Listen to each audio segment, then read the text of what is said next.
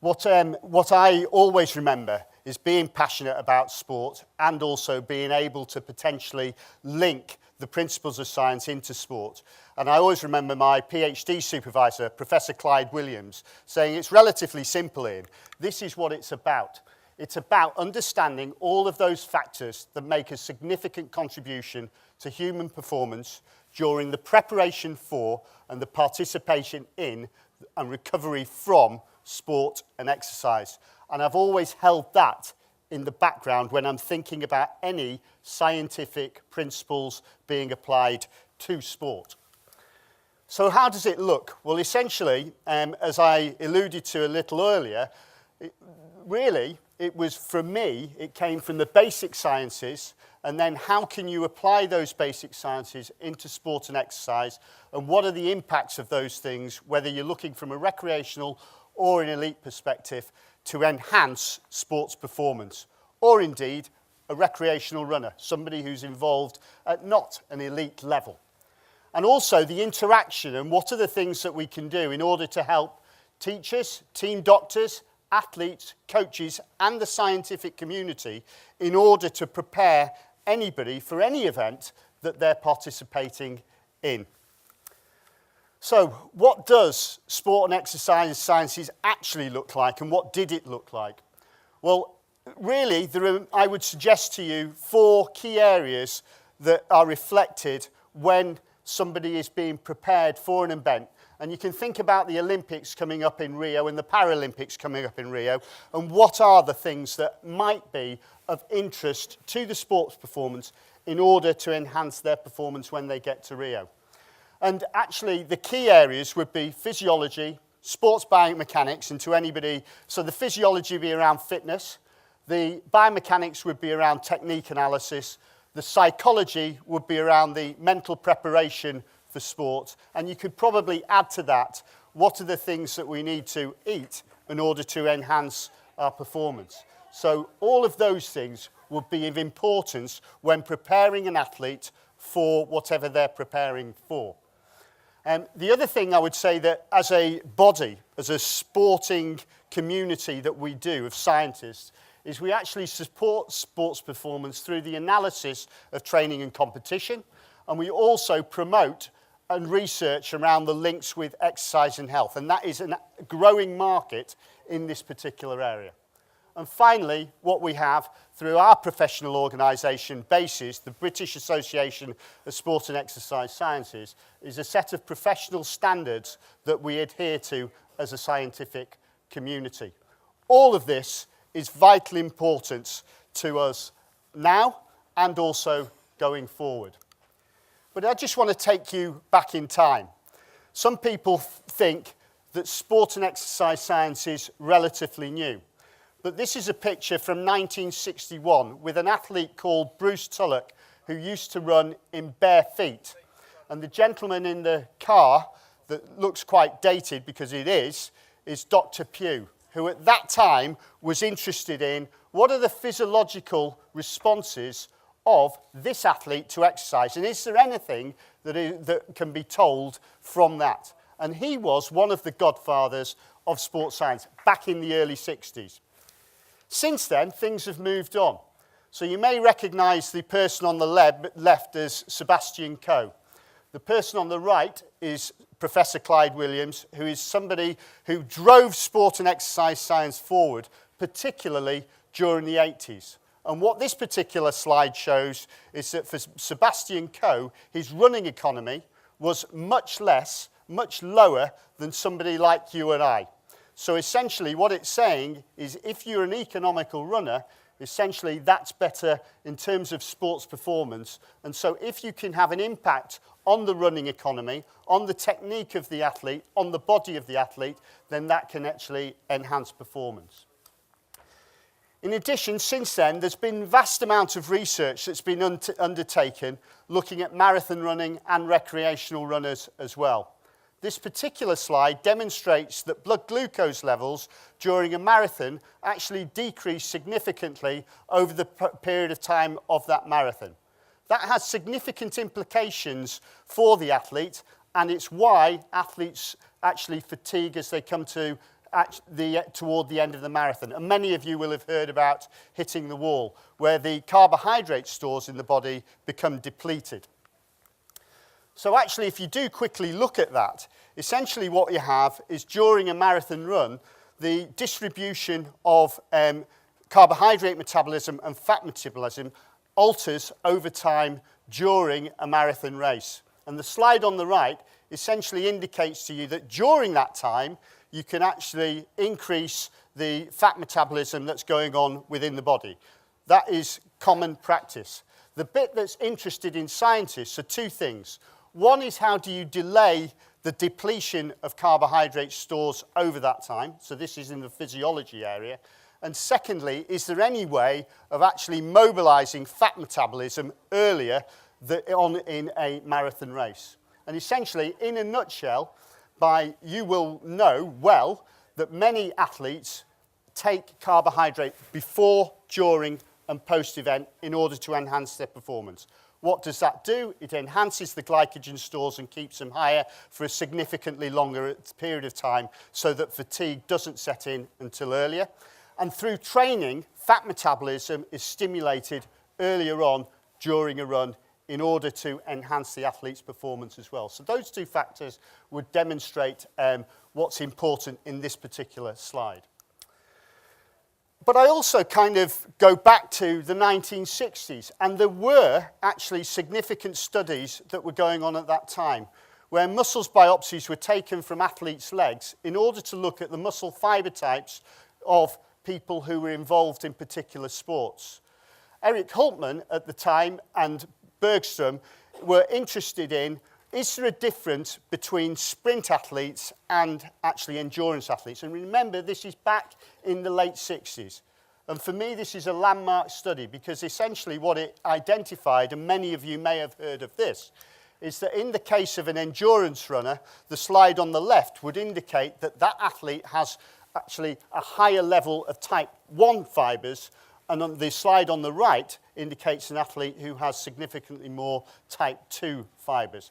And those people who have a higher level of type 1 fibers are better performers than those who actually have type 2 fibers.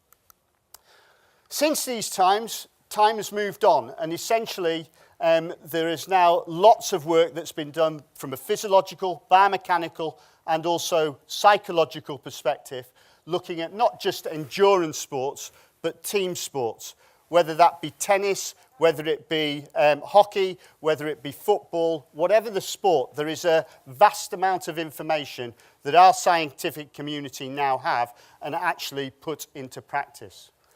My own personal emphasis has actually been supporting Paralympic athletes over the last 25 years. And I'm not going to talk in detail about this, but just the same things apply whether you're dealing with a spinal cord injured athlete or whether you're actually dealing with an able-bodied athlete. The difference is, though, the physiology is actually significantly different to that of an able-bodied athlete. And just let me give you one example of that. One example is that those individuals who have a very high level of lesion in the cervical area of the spine do not have the same heart rate response as somebody with a low-level lesion.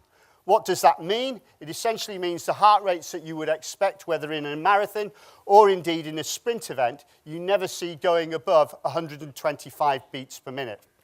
And those of you who obviously are interested in science here, essentially the main reason for that is due to the lack of sympathetic innervation to the heart, which comes out in the cervical area and down to T4 of the spinal cord.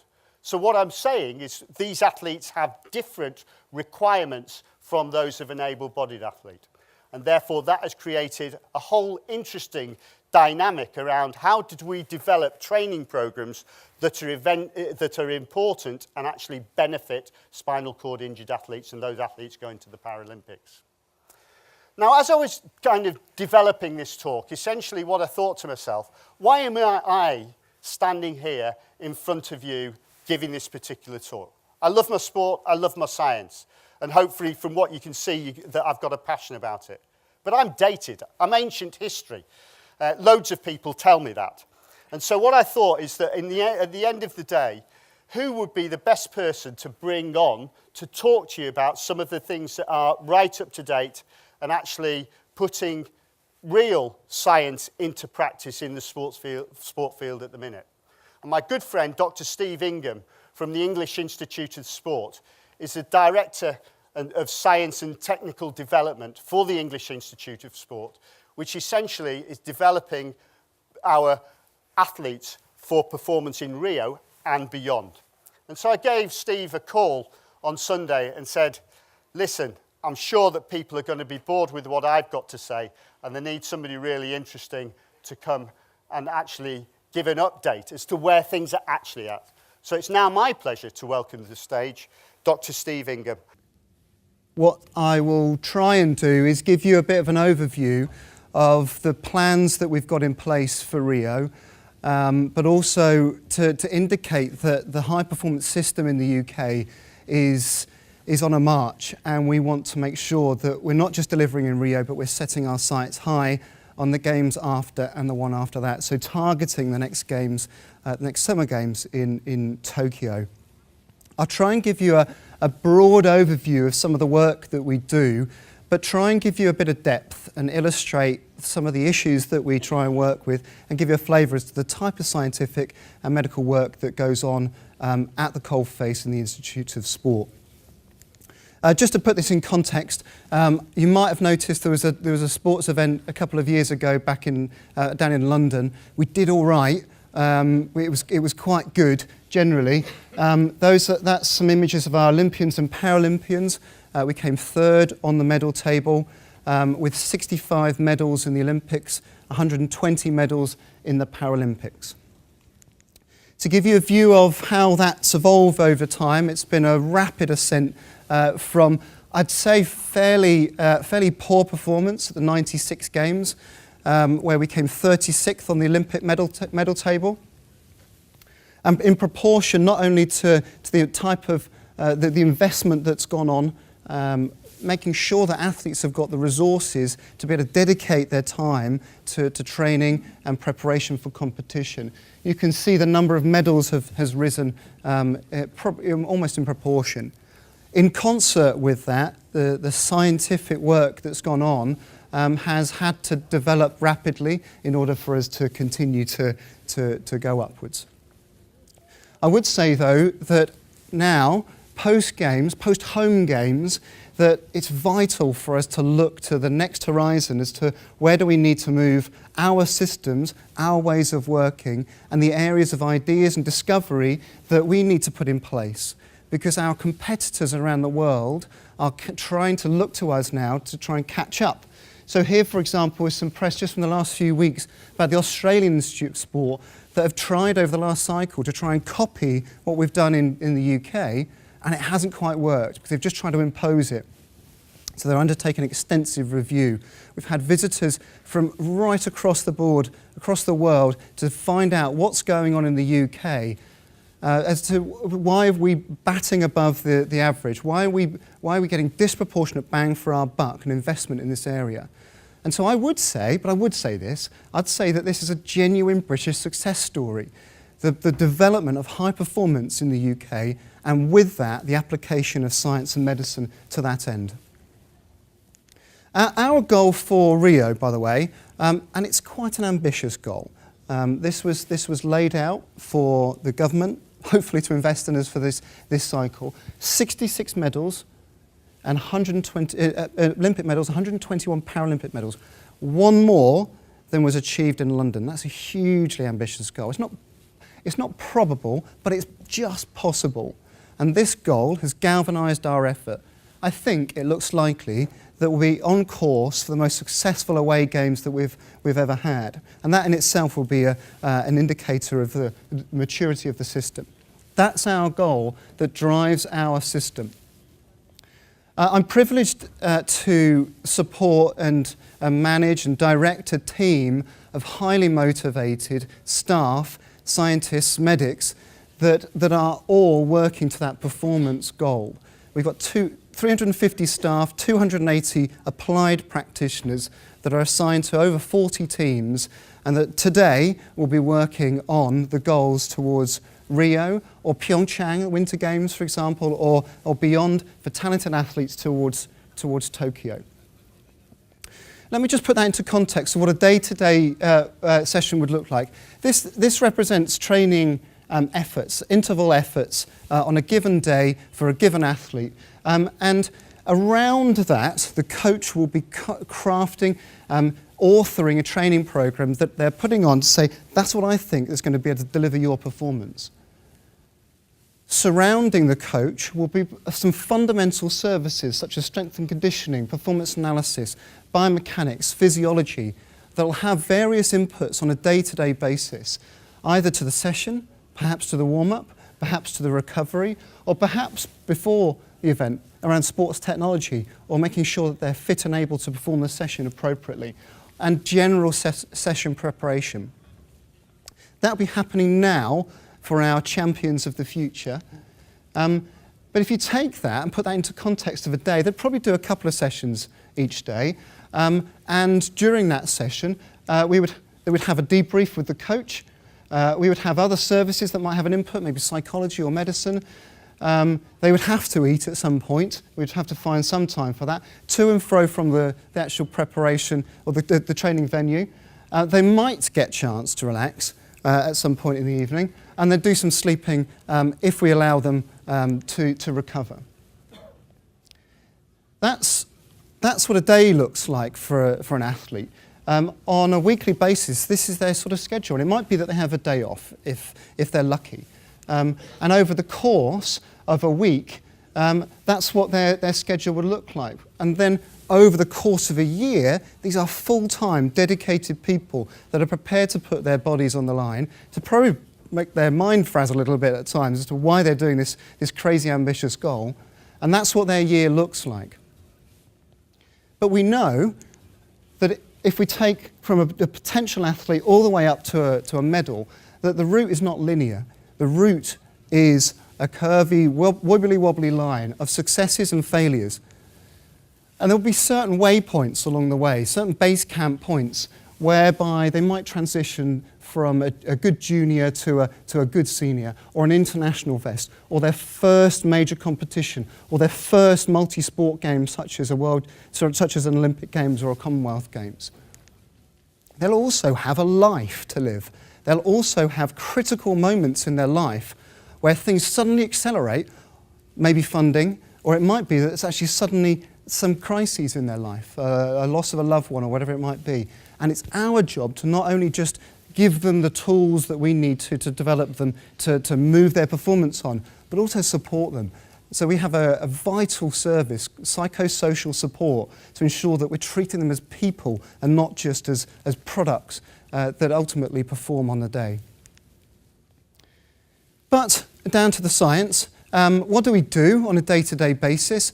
Well, here's an example of the sorts of tools that we would use to try to illuminate what an athlete's actually doing. This was me the weekend. Not really. Just trying the suit out, you know. These are the sorts of live, field-based, integrated tools that we would embrace to ensure that we get a really good view of the demands that are put on an athlete, as Ian described.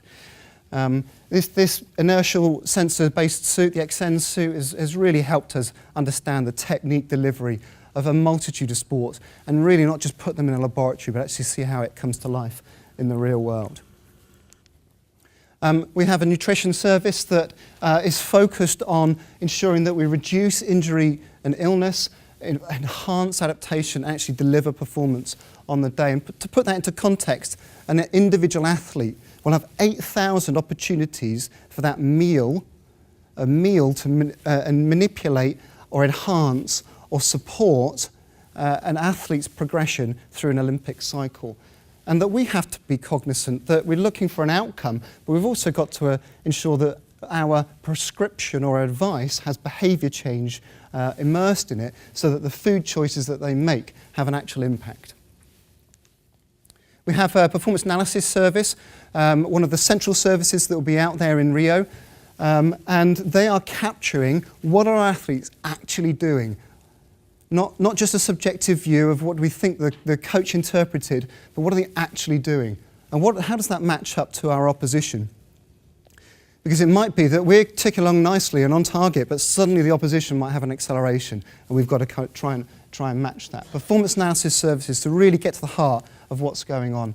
And this will give you a view in the velodrome, for example, that integrated systems will beam live from track centre back and forth to our analysis team to ensure that the coach immediately after the event has got a breakdown as to this went well, this didn't go well, and this is what we need to do to put it in place in the next round and deliver a better performance in response to what we're seeing live on the day.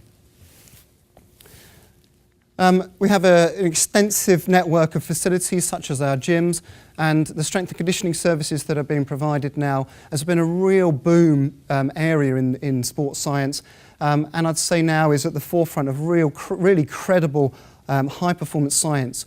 Some really creative, innovative ways in which we can increase the robustness, the resilience of the musculoskeletal systems to ensure that we're actually being able to generate more power, or reduce our fatigue and during an event. And so hugely creative services of strength and conditioning. The winning mindset, how an athlete actually performs under pressure is critical, and we have a high-performance psychology team that will be working extensively in the lead-up to ensure that our athletes embrace this exciting event coming up at the Olympics and Paralympics, but also that they don't go doolally on the start line, and they're actually able to deliver a performance that representative of their potential. So just a quick blast through some of the key services there, but I would point one thing out, that these things take time. And they certainly take time of trying to work with an elite performer to getting these things up and running in their lives. So if we find something out, if we see something emerge, perhaps in the scientific literature, it could be in an allied field, and then we do some fundamental research or maybe some sub-elite research and then maybe bring it to life, these things can take time. So the sorts of ventures that we might discover something all the way through to actually delivering it at Olympics, it could be as short as 2 years, it could be as long as 10 years to actually get that idea off the ground so that it can actually land with an athlete on the day. And to put that into context as to why that takes so long, because you would have thought if there's a rationale for it, that an athlete would just say, well, I'll just do it then. But ultimately, the athlete pool have got a set of experiences that we absolutely need to embrace, and is poorly captured in the scientific literature. This is an image of me working with a chap called Steve Redgrave. You might have heard of him. He's quite good at rowing. He got 5 gold medals at 5 successive games, and I had the privilege of working with him in the lead up to his 5th and tumultuous performance in Sydney. And whilst he's never such a pleasant chap now, he's quite an intense character to work with at the time, as you'd imagine. Now, I bowled over to him and I said, look, hi, I'm Steve, I'm your new physiologist, back in around 98. And he just stared at me and he said, are you going to make me go faster? As much as I wanted him to say, look, come and have a look at my boat. I know we've got the same name. Let's go. Do you want to try my medals on? Tell me what you know. This person had been winning despite science at times. He'd been winning regardless of any scientific input. And it wasn't my job to come over and just tell him what to do. And so there's an interpersonal requirement of our applied science team that is actually critical that we're developing trust with these people as they are absolutely gunning for these ambitious goals. On a day-to-day basis then, what we are not doing is pushing science to these athletes and coaches unnecessarily. We're not trying to promote physiology.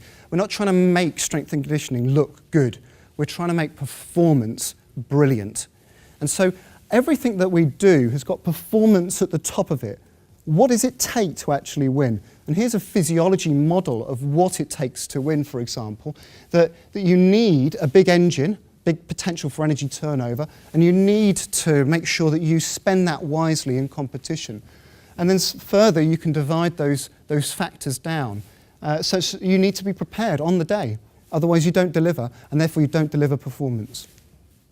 and then further subdivide the characteristics and then potentially some of the ideas, but they all align to performance. They don't get to make it on this performance plan if they don't align to performance. And many businesses are now looking to high performance to say, actually, this performance-focused model is really useful for our bottom line. Tell us a little bit more about it. And I'll give you an example of that. But it's vital for us to make sure that we're trying to address performance, not just trying to do science necessarily. And so when you peel back the layers of an athlete, not literally, that'd be a bit weird, but when you actually try and get under the bonnet of what these performers are made of, what we find is that there's an N=1 across the board. I've had the chance to work with our top 800 metres over the last 800 metre runners over the last 20 years. They're all different. I can't say you're the same as you, so you should be doing the same as them. And so whilst we might take cohort observations, cross-sectional views, we might look to try and assess the effectiveness of an intervention on a group. Ultimately, we're trying to innovate and individualise the inputs based on a scientific set of principles and observations that we're making on these types of people. But critically, and I've had the honour of working with these guys for 12 years now, Jessica Ennis-Hill and Tony Minicello, critically, on the day, on a crash mat, lounging about potentially up at the Sheffield Indoor Arena, is where the actual work happens. Not necessarily in the dusty laboratories or back at base reading. It's about trying to work out how can I bring this to life for you so that you can benefit, not necessarily that scientific understanding benefits, that you can benefit. So here's an example. I've got my what it takes to win model. I've got my performance plan. This is some footage of a chap called Mo Farah. He's in our laboratories based out of Loughborough. He's running at 24 kilometres an hour. So if you get a chance to go on the treadmills at the gym, put 24 kilometres an hour. Do have a go. It's ever so much fun. He'll run his 10 kilometres around 22.5 kilometres an hour. To you and I, that's legging it. This is, and he is on a video loop here. So just to put that into context. But anyway, the point being is that we might hone in, and we did for Mo, on haemoglobin. We think that there's something in here that we think that you can benefit from an improvement in haemoglobin mass. Let's have a look at the literature. It's highly related to your maximum oxygen uptake, which is highly related to your ability to run fast. And we'll look at different interventions, such as altitude interventions. And we're not interested in doping, obviously. We're looking at live high, train low. Do we go to altitude, or do we actually simulate hypoxic environments and train at low environments? And we can see there are different responders and non-responders. And for us to try and work out to say, we're not satisfied with non-responders. Non-responders doesn't mean to us, oh, let's just give up. Everyone's different. Let's try and work this out. And through a certain set of tests, such as carbon monoxide rebreathing technique, we've got a really good understanding of how this individual athlete tracks over time and what that person needs in different types of training interventions, use of Kenya as a high altitude venue, or at the moment, it'd be Font-Romeu in France, different types of venues that give us different interventions that can give that person a specific individualized support program.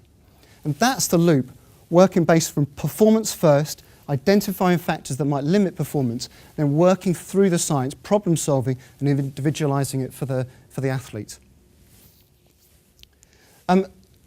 Lastly, and this isn't necessarily science per se, but I think it's increasingly important for the industry of science. This is a pictorial graphical representation of highs and lows throughout my career of working with these sorts of people, and at times them giving me a really hard time, or saying, actually, you've got a great idea, let's go for it, let's try and work it out, and successes and failures based on whether that idea works or not. And at various times, people saying, what's all this science business all about? or actually, I don't want to work with you anymore. And so applied science is about bringing science to life for other people. And in our industry, unless we confront not only factors that determine performance like technique or your physiology, but our own performance, about how we can influence others, we think there's a problem. We think there's a problem brewing because when we sit at interview, we see a lack of vocational skill. We see people who've been trained effectively to research or to find things out, but not bring that knowledge to life. And these are the things that we see as deficient generally in the graduate pool and that we're concerned about. Self-awareness, the ability to reflect, the ability to work with others, develop rapport, as well as the ability to communicate in different ways, different learning styles, how you could influence somebody who's aggressively looking to find out whether you can make them go faster or not. Coaching people, mentoring people, or personal leadership, let alone leading people and holding a task and taking people with you. These core skills, I think, that our system needs to do more in developing. I'll give you an illustration of that on the ground just to wrap up. My job as a sports scientist, working with a team, is to bring science and understanding forward. It might be from literature, it might be from the observations that I take on an athlete. I've already got to do some thinking about, is this a good idea or not? Is this going to be relevant? Is this going to have any traction with the sport? And I potentially might discuss that idea with the coach as our key client that would prescribe something for an athlete. It might be that they say, I'm not sure, I don't get it, I'm not quite sure what you mean, or I don't think that's right, not at the moment. And so you might have to repackage the idea. Or it could be that you think, they've got a point actually, I'll back off that idea. Or the coach might say, okay, I think this is viable, I think this is something we should try and do. We need to progress this idea, integrate it, and with that comes an education, and I say education in the broadest sense, because we might be working with Oxbridge graduates in the rowing team, we might be talking about travelling communities in the boxing team, and having a range of different ways in which we'd educate people. So obviously, we need a logical mathematical intelligence, is to discern as to whether an idea is useful or not. We would also need to exhibit and demonstrate and have high competence in the intrapersonal skills on a day-to-day basis, and personal reflection and introspection. We would have to have the verbal linguistic intelligences, interpersonal skills to be able to make sure that the way we present data, the way we present information is relevant to that particular coach with a different learning style. It might be that we've got to undertake further analysis as we go, or it might be that in certain disciplines such as physiotherapy or performance analysis, we might actually demonstrate some sort of physical ability that we would need to show. And then continual education and reinforcement, being able to take that call, say, I just don't think this is going to work, and to be able to explain and reinforce ideas. I remember receiving logical mathematical training when I was at university, when I did my PhD. That's what I was schooled on. I don't remember all of this other development, and that is the bit that finds out whether someone's an effective applied practitioner in the high-performance system, not necessarily your ability to compute.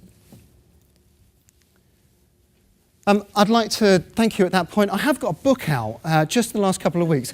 It's a bit too much, but it addresses some of these issues about the experiences that we take, but also the themes about how we potentially are high-performing people, effective people that bring knowledge to life for others. Thanks for your attention.